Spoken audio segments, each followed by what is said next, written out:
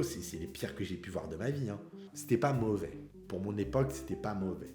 Le souci de Flash, bah, c'est que là, on n'est plus sur Arrow où c'est un gars sans pouvoir qui se déplace à moto et qui tabasse des gens. Là, c'est plus la même chose. On est sur un gars qui court vite, qui crée des éclairs.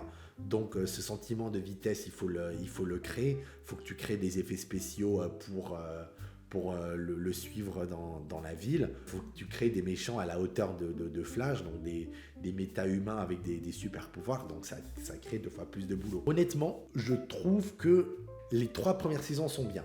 Parce que moi, j'ai regardé, dès que la série Flash est sortie, je l'ai regardé.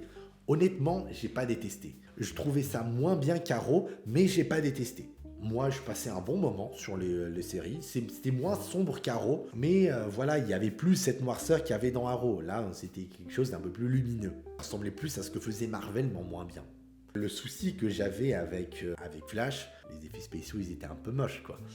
Je trouvais que la première saison, ça allait, c'était pas horrible. Mais à partir de la 3e saison, même là, les dernières saisons, graphiquement parlant, esthétiquement parlant, les effets spéciaux, c'est les pires que j'ai pu voir de ma vie. Hein.